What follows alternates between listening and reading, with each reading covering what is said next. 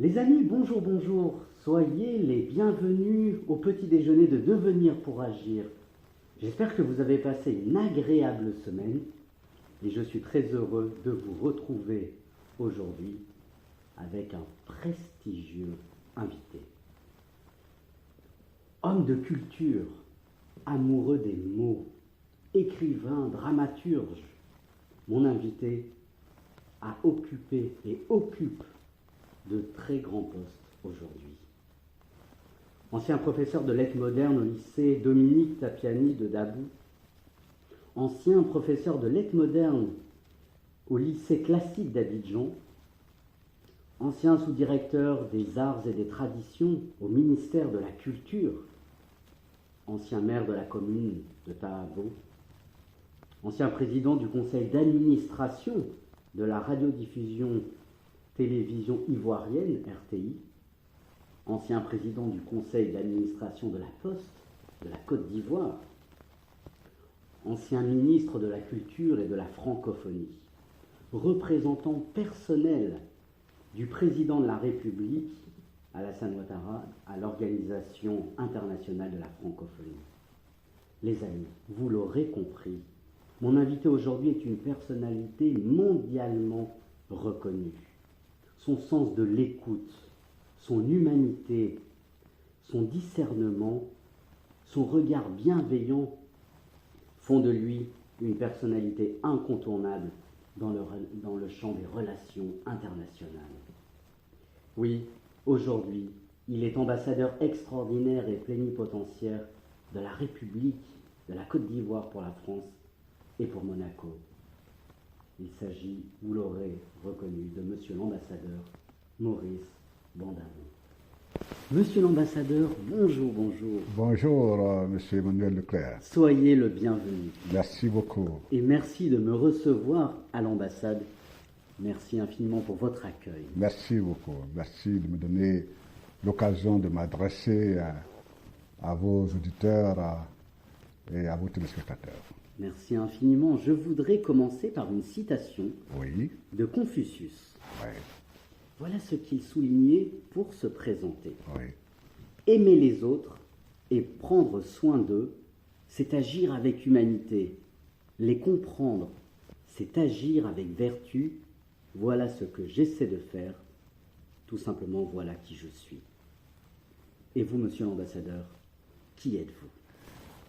Alors, c'est une très belle phrase de Confucius et qui donne le testament philosophique de chacun d'entre nous. Nous sommes des êtres d'amour. Nous sommes créés pour aimer, pour nous mettre au service des autres et me définir. Je suis le produit d'une éducation, d'une culture, de la tradition orale, où la vertu cardinale, c'est l'hospitalité, c'est la générosité. C'est donc dans ces valeurs-là que j'ai été éduqué, et je crois que Confucius a parfaitement raison.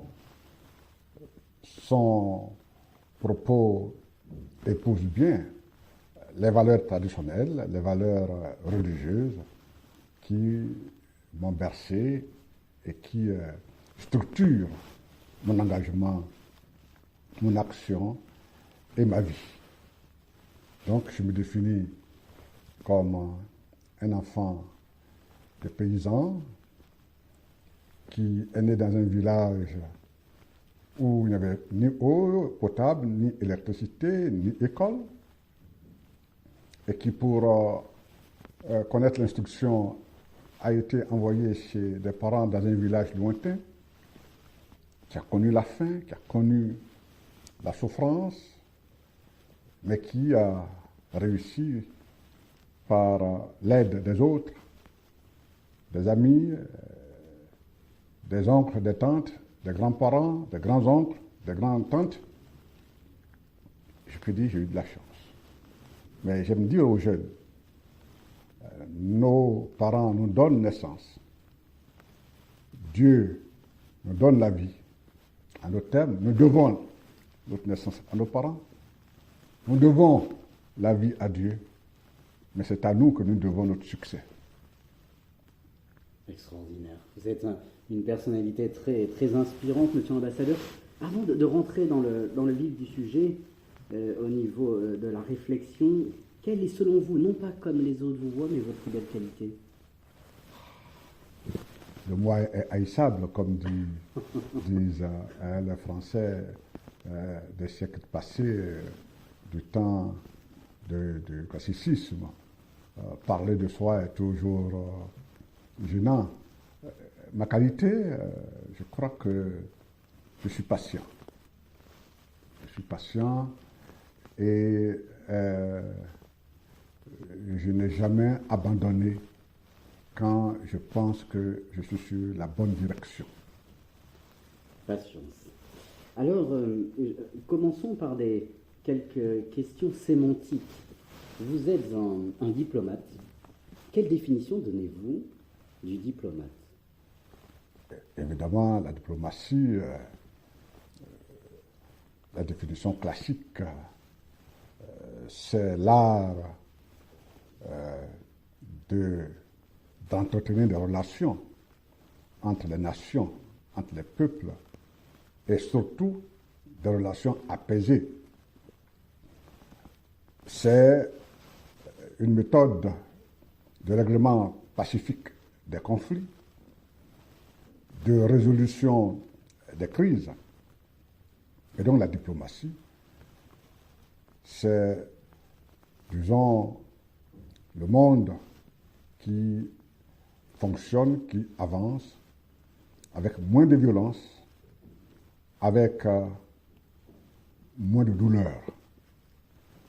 Donc, le monde de la diplomatie, c'est le monde, certes, de la défense des intérêts de nos mandants, c'est-à-dire de nos États, de nos pays, mais également le monde des échanges. Et, comme le dit Senghor et Césaire, le monde de donner et de recevoir.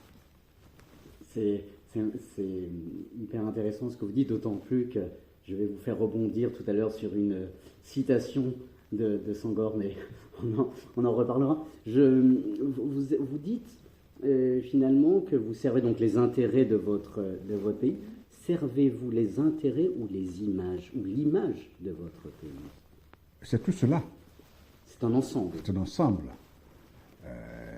L'image, c'est la manière dont le pays se présente, dont le pays est vu. Mais évidemment, les intérêts d'un pays sont ce qui fait que ce pays vit. Ce pays a des charges, ce pays a des ambitions. C'est le bonheur du peuple dont le chef de l'État a la charge de par l'élection démocratique qu'il investit comme le premier responsable de ce pays. Il a donc pour mission de garantir la sécurité, le bonheur et la paix de ce pays dans un faisceau de relations, d'échanges qui ne sont pas toujours concordants, puisque chacun cherchera naturellement à protéger ses intérêts. Le chef d'État a bien pu dire que les États n'ont pas d'amis, ils n'ont que des intérêts. Oui. Mais nous pensons que aujourd'hui, nous pouvons défendre nos intérêts dans ce qu'on appelle des relations gagnant-gagnant. Oui.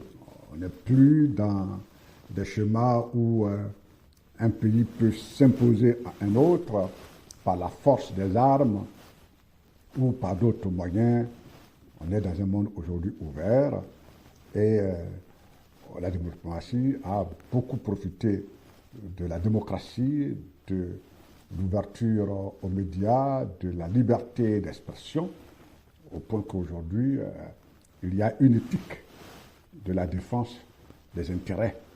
Et donc, même des plus petits États on est tenu de respecter, à travers l'éthique diplomatique et politique, on est tenu de respecter leurs intérêts, parce que ce sont des êtres humains partout qui sont sur la Terre, et partout sur la Terre, chaque être humain a besoin d'être heureux.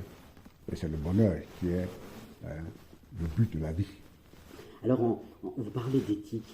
Je vais vous poser simplement une question juste après vous avoir cité un très grand universitaire. En préparant cette interview, je suis allé relire un ouvrage hyper intéressant datant de 2015 d'un universitaire, Jean-François Raymond, qui a écrit un bouquin sur l'esprit de la diplomatie en 2015, du particulier à l'universel.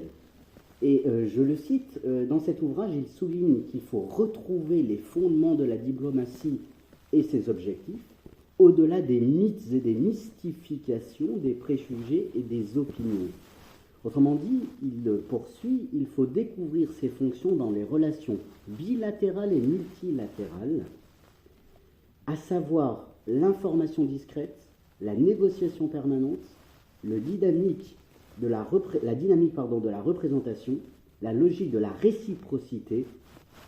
Et il dit, voilà ce qui constitue l'éthique et l'esprit de la diplomatie. Tout d'abord, comment rebondissez-vous à cette citation?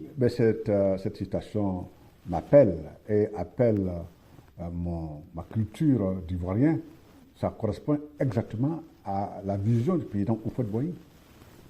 Quand vous parlez de négociations permanentes, d'échanges, le président Houphouët-Boigny a toujours considéré que les relations entre les peuples et entre les nations doivent être conduites dans le sens de la réciprocité et par le dialogue.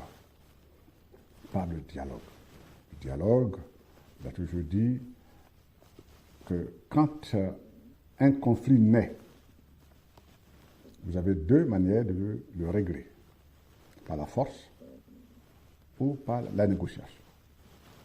Même quand vous comptez le régler par la force, vous finirez par la négociation. Donc autant commencer par la négociation, d'où l'usage du dialogue. Et donc la diplomatie ivoirienne, conçue depuis le président Houphouët-Boigny, qui est le père fondateur de la Côte d'Ivoire moderne, cette diplomatie a toujours été fondée sur le dialogue.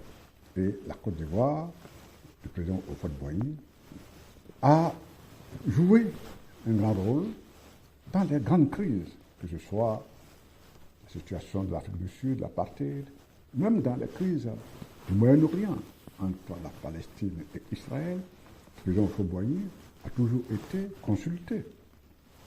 Et Abidjan et Yamoussoukro, la ville natale du président Houphouët-Boigny, étaient les plaques tournantes des grands rendez-vous diplomatiques. Et la citation que vous avez faite évoque la question de la discrétion, parce que les diplomates sont les hommes de l'ombre. Et aujourd'hui, avec le président Alassane Ouattara, cet outil du dialogue est également le plus utilisé. Peut-être que nous aurons l'occasion d'en parler. Mon pays, la Côte d'Ivoire, a connu des années de crise.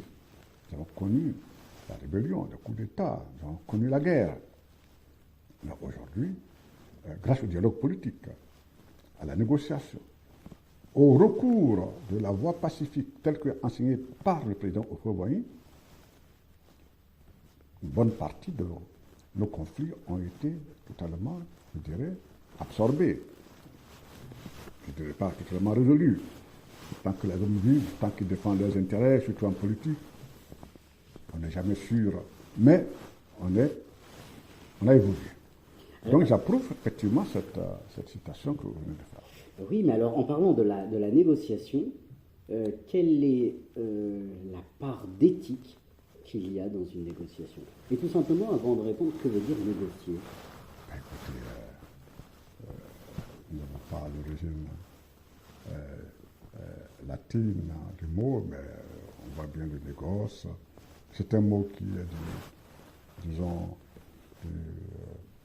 du champ lexical du commerce, où le client et le vendeur discutent pour s'entendre sur un minimum acceptable, hein, pour l'un et pour l'autre. L'acheteur gagne, le vendeur gagne. Et naturellement, quand la négociation a été bien menée, elle se conclut à la satisfaction des deux parties. C'est ça la négociation. La négociation, ce n'est pas d'imposer votre point de vue, ce n'est pas de léser l'autre partie. Donc, sur le champ politique, la négociation, même dans les crises, dans les guerres, on fait en sorte que on sorte dans le sens de l'honneur. Et donc l'éthique, c'est de faire en sorte qu'on n'écrase pas l'autre, on n'humilie pas l'autre. L'éthique, c'est également de tenir compte de la valeur morale en insistant sur le beau, sur le bon et sur le bien. Et c'est tout cela qui rentre dans l'éthique et de la négociation et dans le dialogue. C'est exactement, enfin, je suis passionné par ce que vous dites, parce que finalement, quand vous avez deux pays en crise, vous avez parlé de vos crises, de la crise de votre pays, de la Côte d'Ivoire. Au niveau de l'éthique, comment, pour négocier, je dirais en amont de la négociation, comment faut-il s'informer sans espionner? C'est pas évident, en tant que diplomate. Aujourd'hui, nous avons, disons, une chance, c'est que nous ne sommes plus au temps de Machiavel. Nous sommes un monde ouvert. Et tout ce qui se dit se saura. Donc, à la limite, on ne peut rien cacher. On ne peut plus rien cacher. Ce qui veut dire que ce n'est pas en cachant l'information, surtout dans le secteur de règlement des crises et des conflits, les raisons pour lesquelles nous sommes entrés en crise seront connues. Donc, tout est mis sur la table. Dans une crise, personne ne peut cacher ses intentions, ses revendications et ses exigences. On mettra tout ça sur la table et puis bon, on va avancer au cas par cas. L'essentiel, c'est que nous arrivions à une paix durable, c'est-à-dire à des engagements réciproques qui tiennent compte de nos intérêts, mais et surtout qui tiennent compte de l'intérêt de ceux pour qui nous pensons œuvrer. C'est le pays, ce sont les peuples, et nous ne pouvons pas être en conflit éternellement parce que je veux un poste, parce que je veux une telle faveur, parce que je veux un tel contrat. Nous ne sommes plus là dans un cadre de personnes mandatées, si tant que nous travaillons pour des personnes pour lesquelles nous pensons avoir de l'amour, de l'affection, et que nous nous présentons comme des représentants, c'est-à-dire que nous les rendons présents. Oui. Si nous sommes leurs représentants, c'est parce que à travers eux, ils sont présents. Mais ils sont présents dans leurs attentes, ils sont présents dans leurs intérêts, et donc nous sommes là pour eux. Voyez-vous, donc on ne peut pas faire de l'espionnage, en tout cas en matière de diplomatie, dans le cadre du règlement des conflits. Nous ne sommes pas dans l'espionnage scientifique ou industriel, où évidemment, dans le cadre d'une invention, d'une découverte, le savant a besoin d'avoir quand même le secret de sa science jusqu'à ce que sa découverte soit protégée par les conventions internationales. Donc, il y a aujourd'hui, grâce à la liberté des médias, grâce à l'influence des réseaux sociaux, les hommes politiques, les diplomates ont un devoir de transparence et de vérité, ce qui n'était pas le cas il y a peut-être des décennies ou des siècles. Nous sommes dans un monde ouvert où rien ne se cache. Et c'est pour cela que ça nous impose, nous, hommes politiques, hommes des médias ou hommes diplomates, une conduite, une franchise et plus de contraintes aujourd'hui, puisque vous ne pouvez plus vous cacher, vous ne pouvez plus dissimuler. On est tenu à une transparence.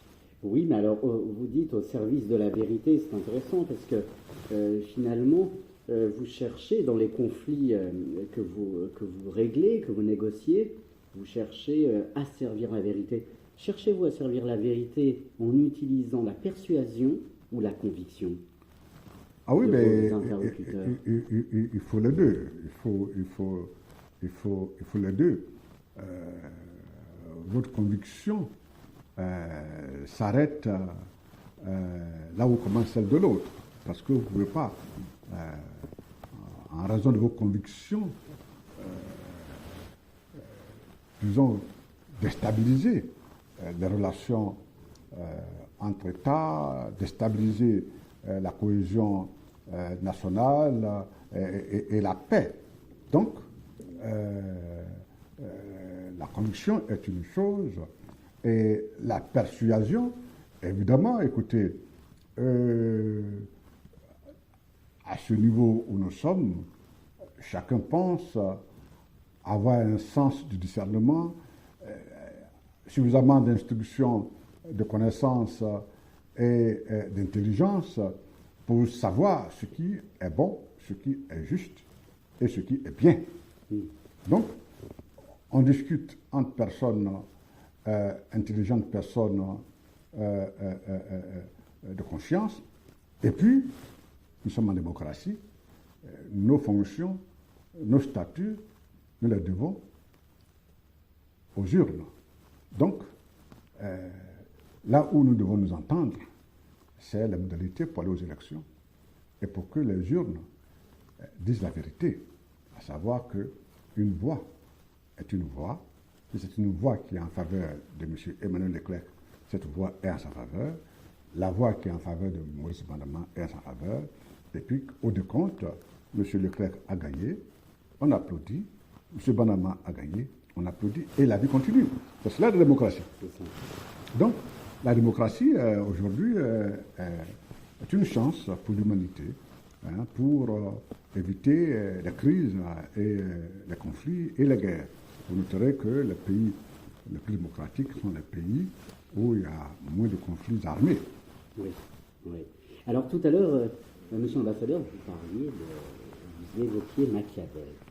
Préparant cette interview, je suis allé réfléchir sur Machiavel, parce qu'il a une citation qui m'a interpellé, et il souligne, alors il parlait de la France à l'époque, il souligne que quand on leur demande un service, ils pensent au profit à en tirer avant de voir s'ils peuvent le rendre. Autrement dit, quel est pour vous, monsieur l'ambassadeur, le plus important? Est-ce un profit à en tirer ou cherchez-vous, en tant que diplomate, à savoir comment vous allez leur rendre service au pays que vous, à la fois que vous servez et que vous... Oui, mais ça, bon, vous êtes philosophe, moi je ne le suis pas, mais on pourrait opposer évidemment à Machiavel cette pensée aussi d'Aristote. D'Aristote qui tient de Platon, à savoir que l'action publique, on le fait pour la gloire et non pour l'intérêt. Et c'est pas vous que j'apprendrai cela, mais à nos jeunes téléspectateurs, ceux qui nous suivent, nos jeunes étudiants, de ce que Aristote dit, qui le tient de Platon. Vous pouvez faire la politique, la diplomatie ou l'action publique pour 2 ou 3 raisons. La première, vous le faites pour vos intérêts, pour le prestige que vous pouvez en tirer, pour tous les à tous les avantages qui sont liés à la fonction. Et certains se battraient, se tueraient, ils assassineraient pour avoir des postes, pour avoir des fonctions. Et Aristote dit, ceux-là n'ont pas une vision. Mais quand vous le faites pour le bien des autres, pour servir, votre récompense, c'est la gloire.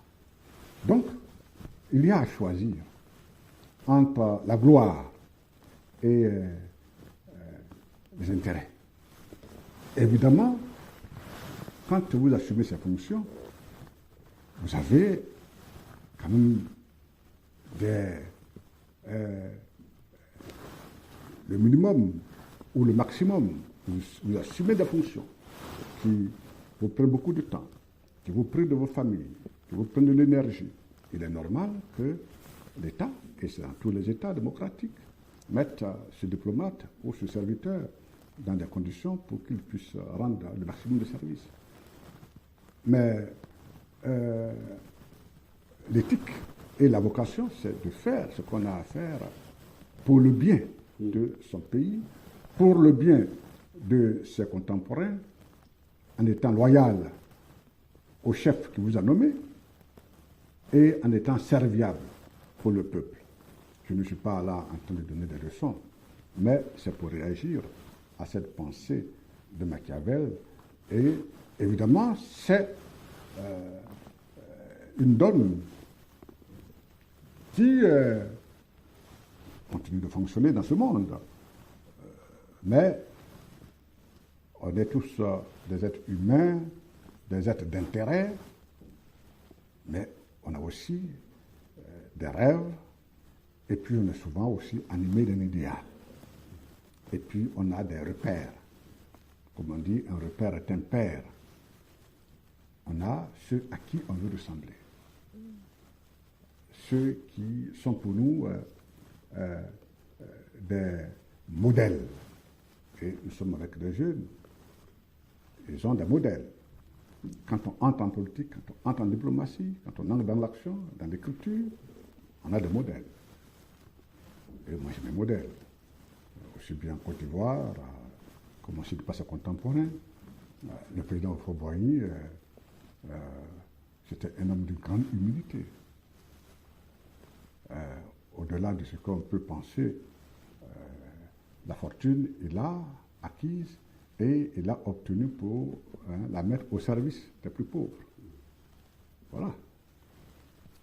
Nelson Mandela, il a sacrifié sa vie pour la liberté, pour la dignité de son peuple. J'ai eu le privilège, même si je ne les ai pas vus de leur vivant, de visiter la résidence du président Senghor, qui est devenu aujourd'hui un musée. La résidence de Aimé Césaire, devenue aujourd'hui un musée. Et j'ai vu dans quelle simplicité ces grands hommes ont vécu. Ils n'ont pas vécu pour les intérêts. Ils n'ont pas laissé des biens, ils n'ont pas laissé des immeubles, ils n'ont pas laissé des châteaux. Ils ont laissé des œuvres. C'est-à-dire, ils ont laissé un modèle de vie, un modèle de service. Et pour moi, ce sont là les chemins qui m'inspirent.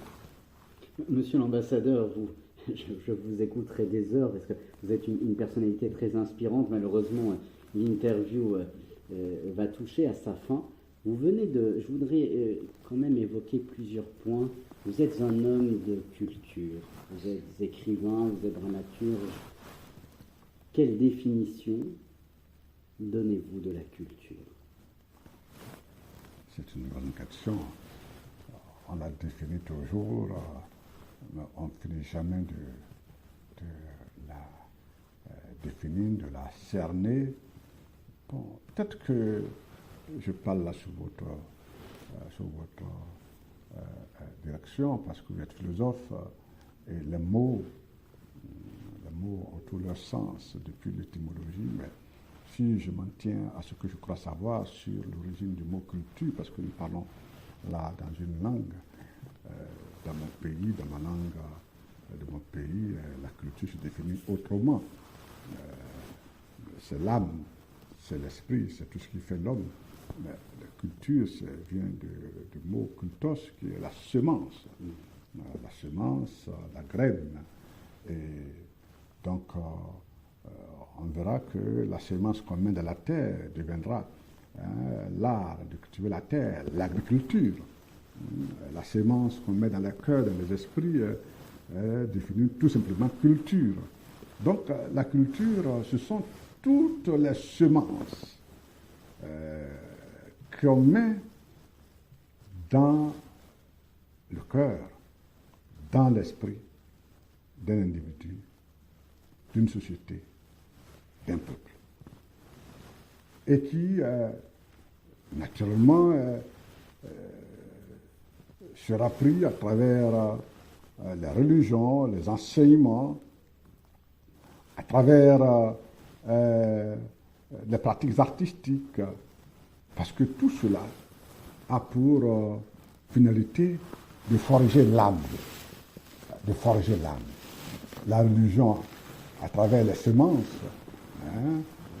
forme l'homme ou la femme de bien, qui tient à des valeurs de générosité et d'amour, avec un lien avec un être supérieur qui récompense tous ceux qui font du bien.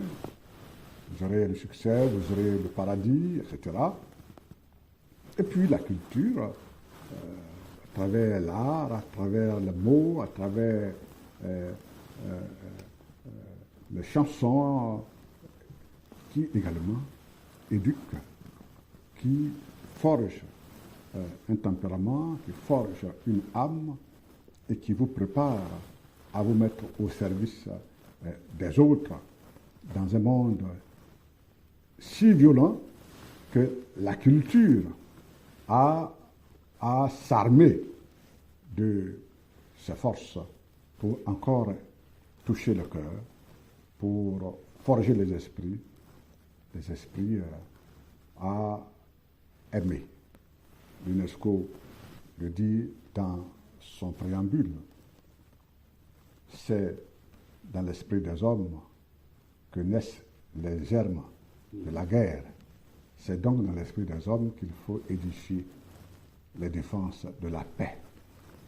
Donc pour moi, la culture, c'est le moyen le plus sûr de rassembler des hommes.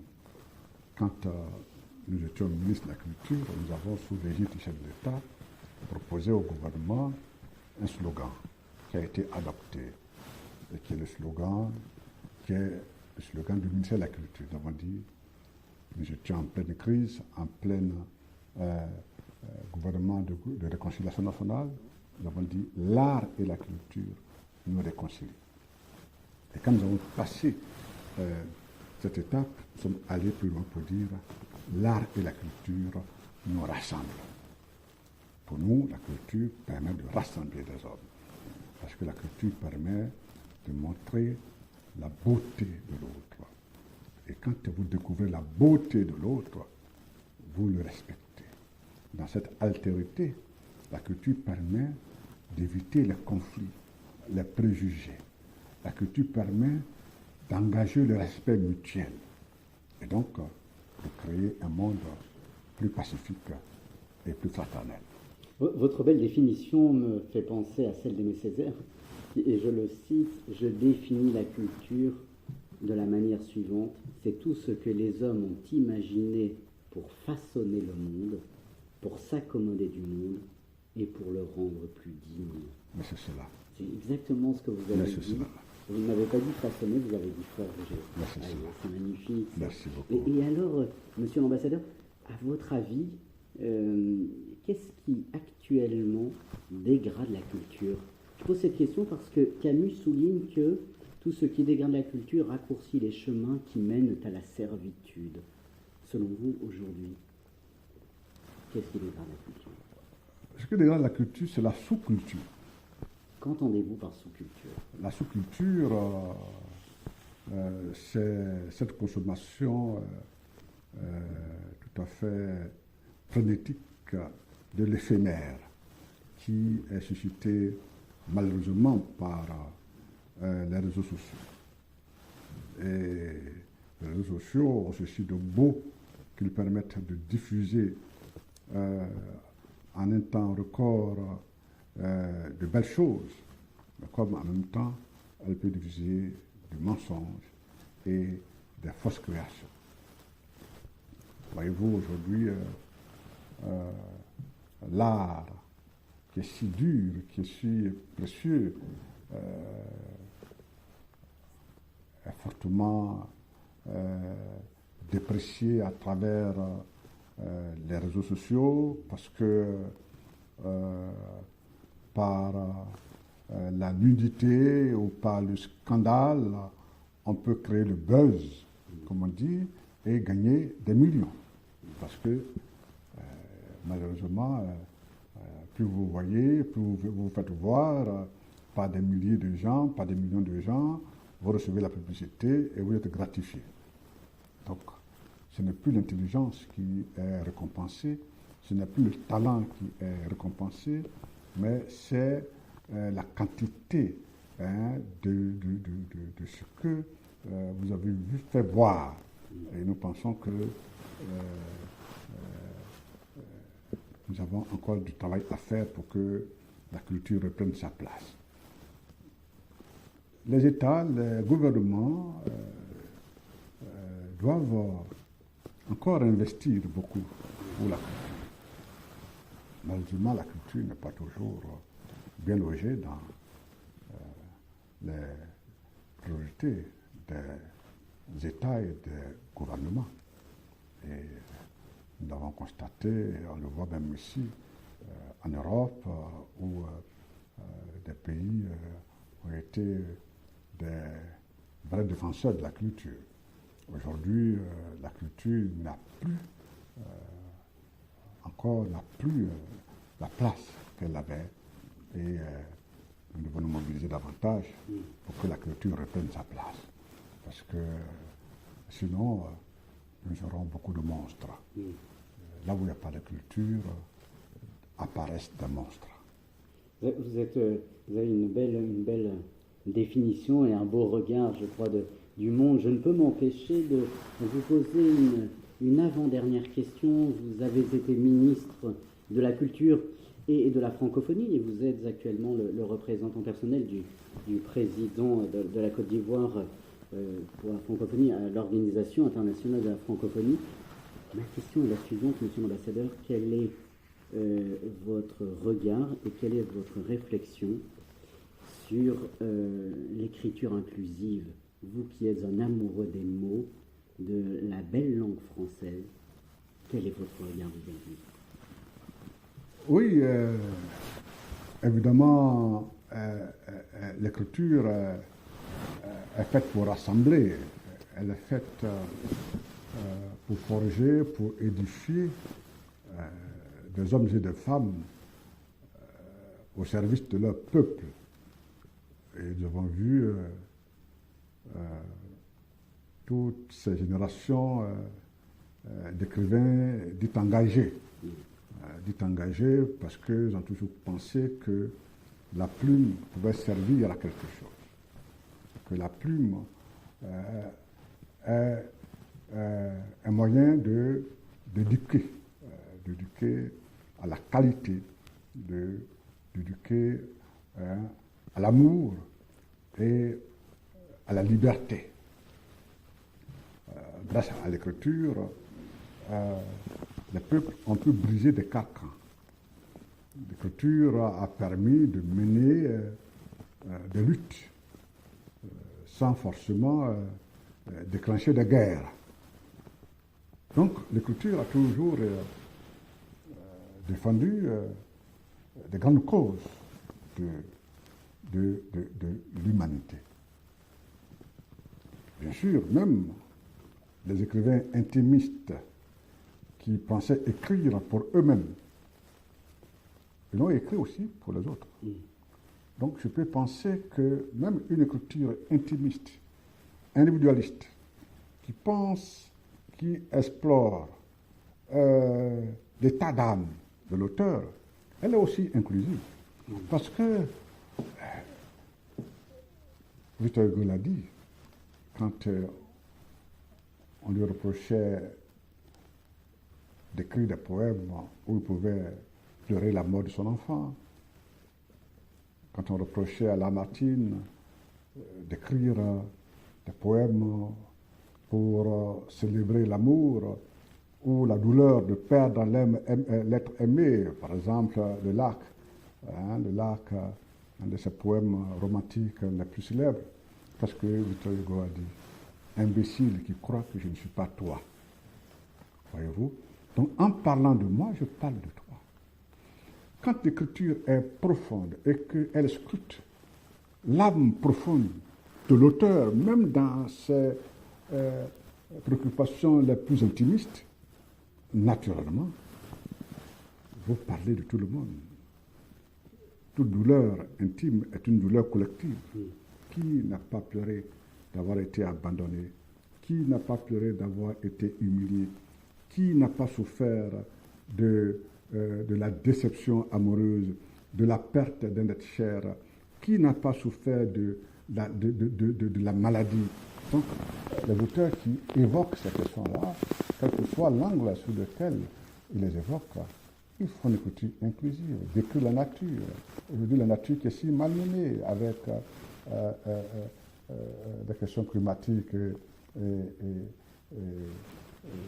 le changement climatique, célébrer les fleurs, chanter les abeilles, les oiseaux, le chant des oiseaux, tout cela est inclusif. Donc toute écriture pour moi est inclusive dès lors qu'elle est belle et qu'elle parle à l'âme et au cœur. Magnifique. Magnifique, monsieur l'ambassadeur, une toute dernière question. Êtes-vous heureux? Ah oui, bien sûr, je suis un homme heureux. Ça se Je voit. suis un homme heureux. Vous l'incarnez beaucoup.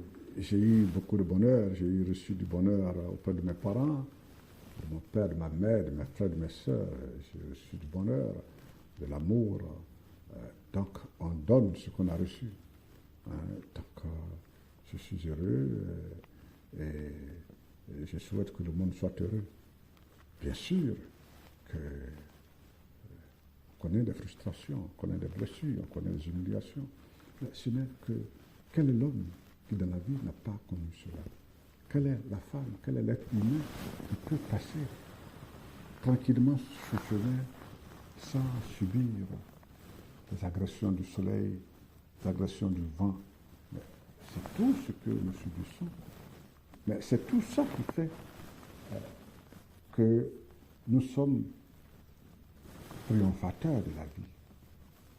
Donc, oui, je suis un homme heureux parce que je fais ce que j'aime. Je souhaitais devenir écrivain, je le suis devenu.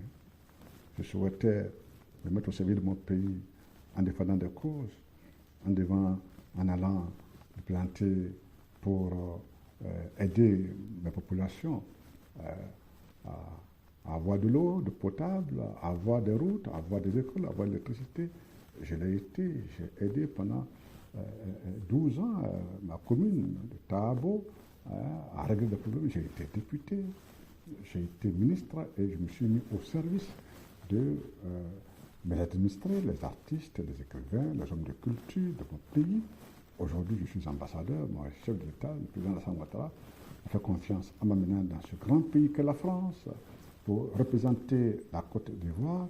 Quand le fils de paysan, l'enfant du village, qui a pu accéder à ça, je rends grâce à Dieu. Je dis, quelle merveille, Dieu, tu m'as donné. Donc, c'est de la gratitude que j'ai pour Dieu, que j'ai pour mes parents, que j'ai pour le président Alassane Ouattara, que j'ai pour mon pays, qui me donne cette chance de servir. Et je ne peux qu'être heureux. Magnifique. Merci. Magnifique. Merci, monsieur l'ambassadeur, de m'avoir reçu. Merci infiniment. Et permettez-moi de terminer par une citation qui, à mon sens, vous caractérise beaucoup. La citation de Roland Dumas qui souligne « Les seules armes des diplomates pour éviter la guerre sont les mots ». Vous êtes un grand diplomate. Merci pour vos mots, merci pour la profondeur de votre réflexion. Tout simplement, merci pour votre humanité. Merci, Merci merci. Je vous remercie. infiniment. Je vous remercie de Merci m'avoir donné cette infiniment. opportunité Merci. de m'adresser à votre public. Merci beaucoup, monsieur l'ambassadeur. Je vous en prie. Merci. Les amis, merci de nous avoir suivis. Je vous souhaite une agréable semaine et je vous dis à la semaine prochaine. Belle journée à vous. À bientôt. Merci beaucoup.